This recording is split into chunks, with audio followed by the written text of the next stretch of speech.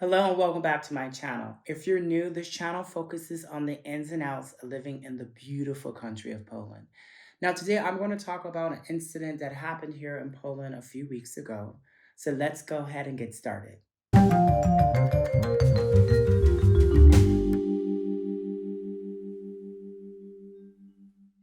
The topic of this video is definitely embedded in the title as you've seen, as you've already clicked. And I have gotten from several individuals, non people of color and people who are not Black or who are not African American, is why do people of color or why do Black people and specifically talk a lot about race and racism? And the reason why this happens is because it's our experience. And if it wasn't our experience, we wouldn't be talking about it. I understand that it is difficult for a person who is not Black or not African American to understand some of the struggles that Black people go through around the world. And that would be the same for me being a man and not being able to fully grasp or understand the experiences that women have or other groups of people. However, this video is not to shame anyone. This video's main objective is to shed light and to kind of help combat racism and prejudice around the world. I'm aware that several things have happened the last weekend, so prior to me actually posting this particular video. So I'm aware of what has happened in Buffalo. I'm also aware of some of the other things that have happened in the United States. And I'm also aware of a lot of things that have happened globally and not just to Black people or African Americans. However, in the same breath, before I even start to share the incident that happened to me, I love living in Poland, and there are a lot of aspects about this country that I absolutely love. I want to stress to you that no country is perfect. I also want to stress to you that one individual or even a group of individuals do not represent a country and do not represent the majority of the country. However, I think it's important for me to share this incident with you. So I go to university in Opole, which is the capital of a region that is near to where I live. So Poland is split into different regions, and each region has its particular capital. Kind of analogous to like states in America, and states have capitals. However, in Poland, obviously these areas are much smaller and they don't have the rules and regulations that would occur in the states. However, the video is not about that. So I was at the train station and I had just finished classes, and my colleague and I were at the train. She was getting on a different train, but we were waiting on the same platform. We saw a gentleman and his group of friends. The guy had to be about 25 to 35, and he was with, I think, a woman and several other men that appeared that they were older than him, and I believe maybe some children. I don't remember the details. I didn't really get a good glimpse at him and the people that he was with. However, so my friend and I are on the platform. We're engaged in conversation, a deep conversation, and all of a sudden I hear someone yell the N-word. And so I heard it, other people on the platform heard it, and I decided, okay, I'm going to ignore it. I'm going to ignore. And so we continued talking, and then I heard the N-word again, and again, and again, and again, and again. And I kid you not, in intervals, this gentleman kept yelling the N-word over and over and over and over and over again. And there got to a point where I got extremely uncomfortable. My friend that I was with got uncomfortable. I could see that other people on the platform weren't comfortable with it.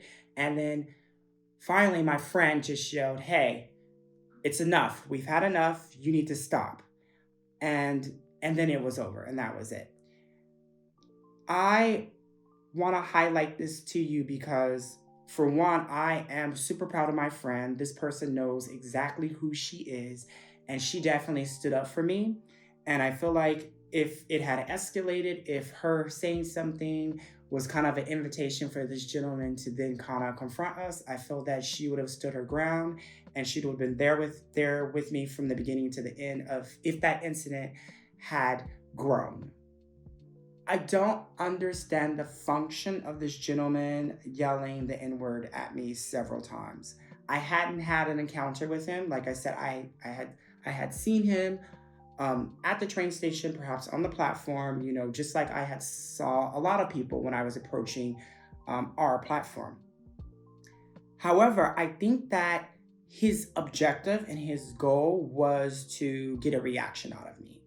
And so therefore, I decided that it was important to ignore.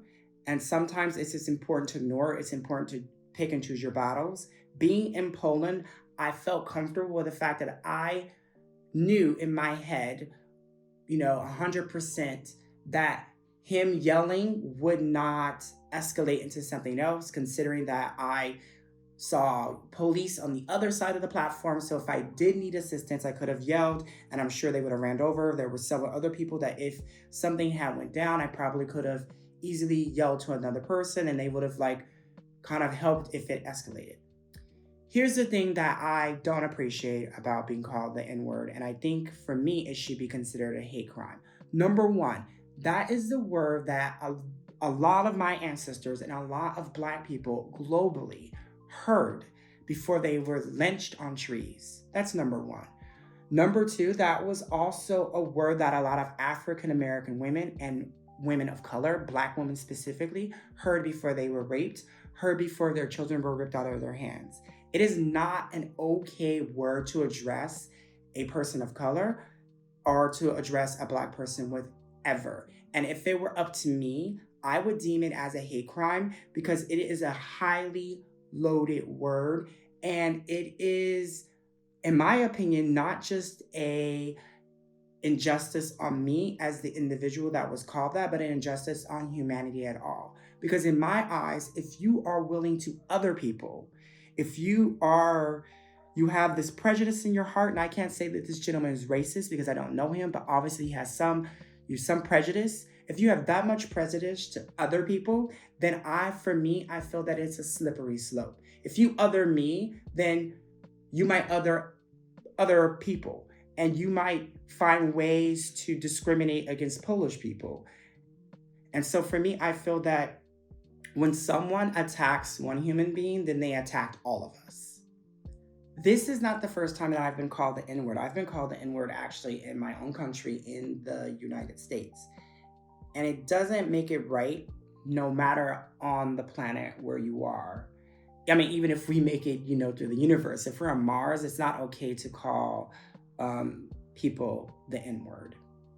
But what I want to leave you with this video is that, number one, if you are a person of color, or if you are a person who has friends of color, or if you're a person and you encounter people of color, that it is a possibility that they will be treated specifically or in a specific way according to simply what they look like. So their skin color and their facial features. And you have to be really ready to deal with it. And so my number one goal for people of color, specifically Black people, is that when you are abroad, you have to ignore. That is one major thing that you have to do. You have to ignore until the point where you can't ignore anymore. Remember, you're not in your home country. A lot of times you might be just on vacation, so you may not understand the rules and regulations in a specific country. But I say, number one, ignore. Remember, when someone calls you the N-word, it's not about you. It says more about them, and it speaks more about the general hierarchy or the general system of supremacy that exists globally. Number two, if you're a tourist or if you're a local and you witness something like this happening, it is important to speak up. It's important to say something. It's important, if you don't feel comfortable saying something and you feel that that might put you in danger, that you seek for help. That you, if you see a police officer nearby, you point that police officer or you point that security guard in the right direction. It definitely takes people of color Black people. It also takes our allies, people, the majority in a country, specifically white people, to help combat supremacy. It takes us working together. I travel and I live here in Poland because I wanted a new experience, but I also live here because I knew that it would be an educational experience for me, understanding a new culture, but also going through the dimensions of race and how race is in other countries. And I know it's also a learning experience for the people that I work with.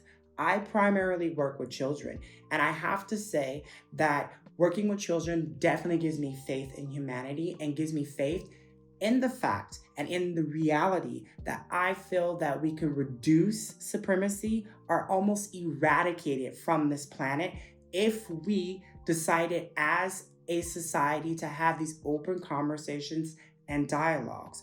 Without these open conversation and dialogues, nothing will happen.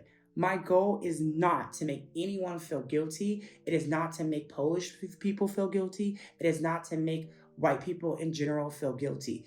It is to point out that when something happens in your community or in your surroundings that is not correct, it is important for everyone, and I say everyone, the people involved and the people not involved, to speak up for what is right, to live up to your integrity. Because at the end of the day, we know with history that racism and prejudice just doesn't happen to people of color. And like I said earlier in the video, it could be a slippery slope where if my freedom is denied or I'm treated as other or as not human, that in some other context, that it can happen to you, even being a white individual. So therefore, I feel that it's important for us to combat this together. I know a lot has been said in this video. However, if you like this content, go ahead and hit that like and subscribe button. And remember, we are a community. We are a local community, we are national communities, and we are global communities. And as communities, we can make change. However, we have to learn to stand together. Can't wait to see you next week.